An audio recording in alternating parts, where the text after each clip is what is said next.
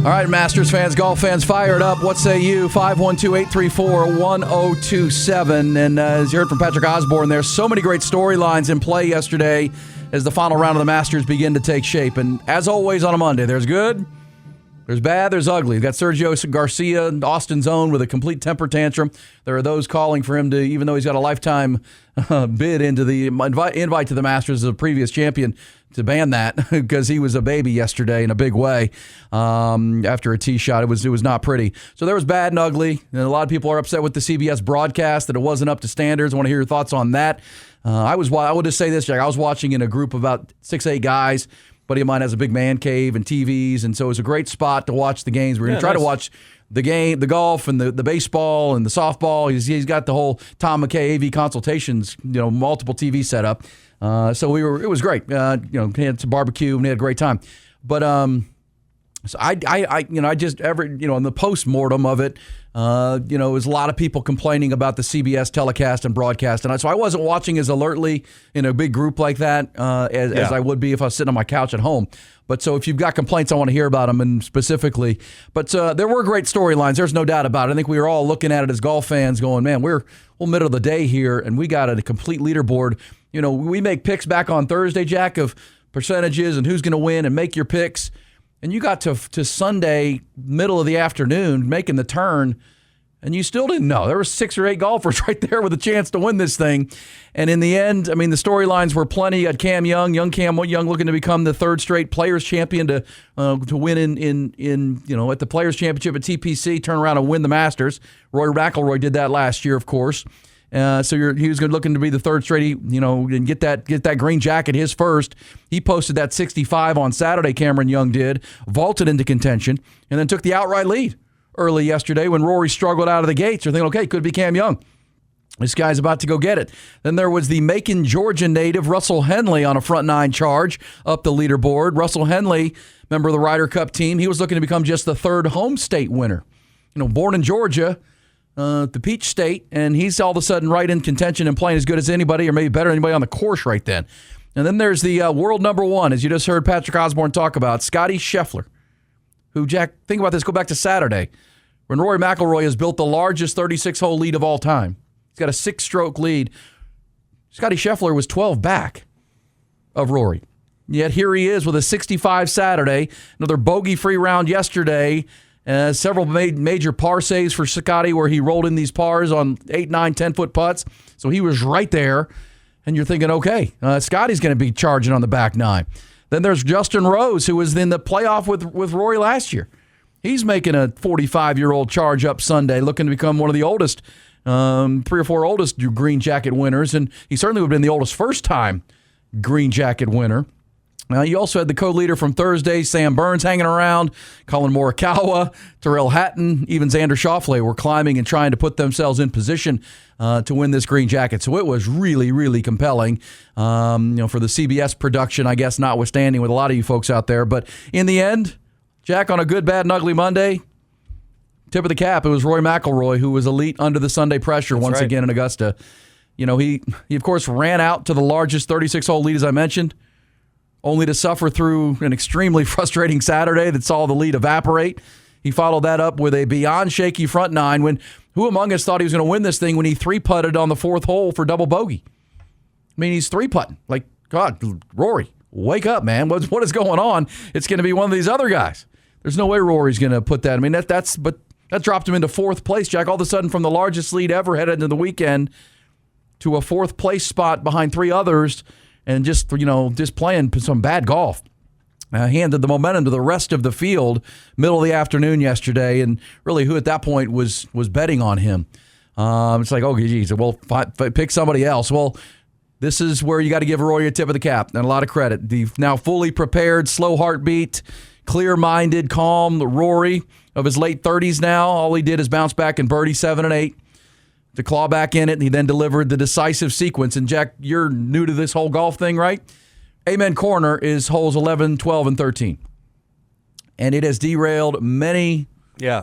The par 3 12th with the water. We've seen Jordan Spieth. We've seen so many golfers. Amen Corner is legendary in the 90 playings of this tournament to derailing someone, or in this case, propelling. And this is where you got to give a very comfortable Rory McIlroy a lot of credit. He drained a really, really clutch par save on 11 after he birdied 7 and 8 to claw back in it and get back into the conversation after falling all the way to fourth place. He had a par save at 11, so that's the first hole on Amen Corner, Jack. Then he fires the iconic 12th hole over Hogan Bridge and Rays Creek. We've seen it decide so many tournaments, so many huge moments on that hole. And what does Rory McIlroy do there? He hits the best shot of the day on that hole. He hits it 6.5 feet under the hole, makes birdie. Cam Young had a hell of a shot too into that hole, the two leaders at the time. But, man, that one I thought really, really jump-started Rory McIlroy. He makes an incredible birdie there. That's the first time he's ever in his career, Jack, hit a birdie on 12 in this final round. And it catapulted him. He went to 13, which is the par 5, got up and down and made birdie there. Well, now all of a sudden he's gotten this thing to 13 under with 4 birdies, 7, 8, 12, and 13.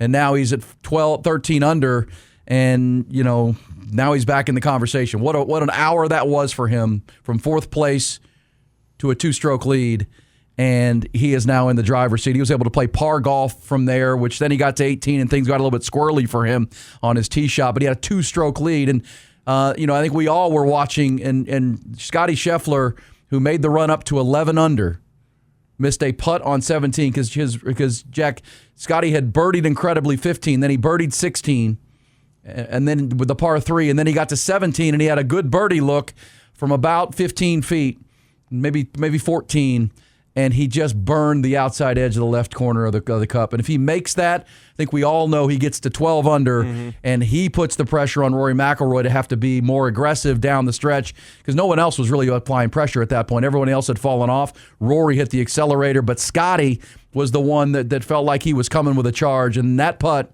who knows what happens if he doesn't, because then we saw what happened on 18. Rory gets to 18, hits it down the right side, windier into the trees, comes out into the bunker. And this is the one where people really got frustrated with CBS and the production. No one knew where the ball was. It was in the front greenside bunker. But at that point, Rory McIlroy had a 2-stroke lead. He had a 2-stroke lead. If that was a 1-stroke lead, Jack, all of a sudden, had Scotty made that putt at 17, oh my gosh, that pressure would have been incredible. That scene would have been incredible, because Scotty would have been waiting to see what Rory did. And instead, with a 2-stroke lead, even a tap-in bogey was good enough to win the green jacket. Yeah, that's right. I mean, like you said, he was charging up the rear, just didn't quite have that enough for the final push. But you always say you can't win the tournament on the first day, but you can lose it. And Scotty was in a bit of a hole, and Rory was 12 Rory. back. Well, and yeah. Funny for the year he's had, Scotty, as we said on Friday morning, was in great shape. He shot 2 under. It was the Friday round where he shot 74. It was the Friday round where he couldn't. Instead of because a guy like Scotty, wasn't he? His first round was fine. Because he's had some rough first rounds this year. That's been part of Scotty's not dominant play, right? Is that he's been struggling on that Thursday round. He was fine on Thursday, 2 under, 70. It was the 74 on Friday that really made it too high of a hill to climb. But man, again, if he makes that putt at 17, and that's golf, absolutely hit a great putt. Speed was perfect. He thought it would break just a little bit, and it did not. Just rolled right over the left rim there. And you kind of felt like when it happened, it's like, okay, well, that's going to let Rory off the hook. There were some other guys coming, but it felt like Scotty at the time was the best. Here's how it finished, with a tap-in from Rory McIlroy to win with bogey and another green jacket. Rory is a rare repeat winner at Augusta.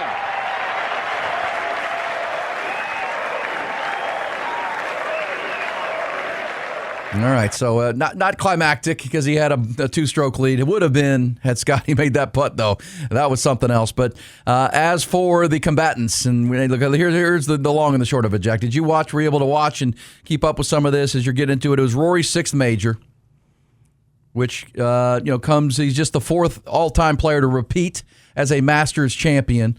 How about this elite club? When you have a one name, you're iconic, right? You got Rory going back to back joins Jack, Sir Nick, and Tiger. Those are the 4 now that have gone back to back. His gritty round of 71 finishes at 12 under.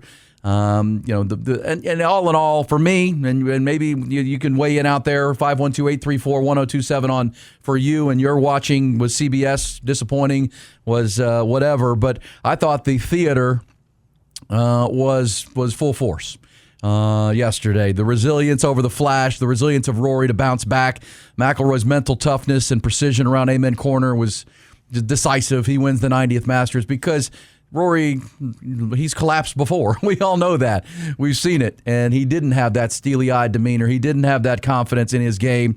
And you know what, Jack? Part of Rory's newfound demeanor, what we learned after and during this tournament was that Rory, the reason he skipped the Texas swing where he didn't come to Houston, he didn't come to San Antonio, turns out he was flying up on his little PJ, you know what I'm saying, the private jet, flying up there during the week. He said he would drop his daughter Poppy off at school in the morning, fly up and play a practice round, and then he would fly back home and pick her up, and they'd have dinner at home or whatever.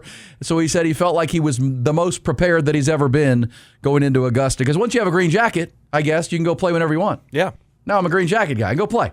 So he didn't come to Texas. He didn't come to San Antonio or Houston. He just played that course. That you're going to try to implement moving forward. Yeah, I joked last week and going into this week, like, this place feels like my home course. I haven't played anywhere else in the last 2 or 3 weeks, really. So I felt prepared in that way. I felt prepared that, wherever I hit it on the golf course, I sort of know what to do. I know where to miss. I'm pretty comfortable with all the shots around the greens. And yeah, I think it is. It's a good blueprint. I said this earlier in the week, I'm not going to take 3 weeks off before every major, but to get to the major venues early, do your preparation, play, and not just play and look at things, and actually play. Go out there with one ball, shoot a score, try to do it that way. I think, and I've talked to Jack Nicklaus over the years about how he prepared for majors, and he would go the week before and he would simulate a tournament. He'd play one ball for 4 days, shoot scores, so then when he got to the tournament that, it was sort of, it felt second nature to him. So repped, and pretty interesting list historic list, Jack, of golfers who have won 6 majors. Jack, of course, has won the most with 18. Tiger's 15. Walter Hagen in the black and white is 11. Ben Hogan, Gary Player, 9. Tom Watson has 8 majors. Harry Vardon, Jones, Sarazen, Snead, and Palmer have 7. Trevino, Faldo, Mickelson, and Rory now with 6. And no, he's only late 30s. There's more to come for Rory McIlroy, playing his best golf, his calmest golf, and it was fun to watch him. Here's Scotty Scheffler, frustrating, but nothing but admiration for what Rory did to finish the deal, to give up the lead, to go all the way from 6 up and kind of walking away with it, to give the lead away. It evaporates to be behind by 3 other golfers and in 4th place, to find the resilience. And here's Scotty, disappointed, but credit to Rory. Yeah, I mean, I don't. To me, it doesn't say much more, because I've competed against him for a long time, and you don't win the amount of tournaments that he's won out here without being pretty resilient. So, I mean, having a 6-shot lead at Augusta is never easy, and losing that is obviously something difficult. But at the end of the day, when you teed up here on Sunday, he's tied for the lead to start the day, and he went out and had a solid round and did what he needed to do in order to get it done. And I knew going into today, I was going to have to do something special if I wanted to catch him or Cam. And I was close, but just a few shots here or there. Few shots here or there. The difference in and it was that putt on 17 was the difference. And Cam Young, I thought, was a great story. Justin Rose, with the chili dip on 17, where he got chunky and kind of fell off his lead, and it was Rory that went and seized it, took it, and we'll take your good, your bad, and your ugly. What were your overall thoughts, Jack, if you have any? As a non-golf fan who's learning the golf side, you got to watch a little bit this weekend. Yeah, I think that Rory McIlroy is good. Is that fair?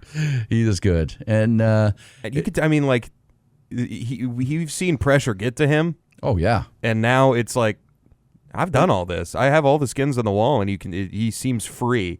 Well, and I would say, having watched Rory a long time, and I think a lot of you have too, when he 3-putted and double bogeyed number 4, you're thinking, oh gosh, this is the old Rory again. This is not good. And that's what he just said. He's comfortable. He knew he could get, if he could get on a heater here, he could get right back. And the course was playing tough on a Sunday. There hadn't been any rain, obviously, and it was firming up. And, he felt the most comfortable on that course. I've seen some people complaining, come on, man, you can't treat it as your home course for 3 weeks, but I guess they can. I mean, that's if I had to place a bet and you told me Rory McIlroy had been playing on that course for 3 weeks while everybody else is off trying to win other majors, I would have been like, oh. Yeah, other tournaments. It's like, wait a second. Take this guy. I know. Well, was his back hurt? He hadn't been playing. Where's Rory's head? Does he care anymore? He's already got his green jacket. No. He was there. He was prepping.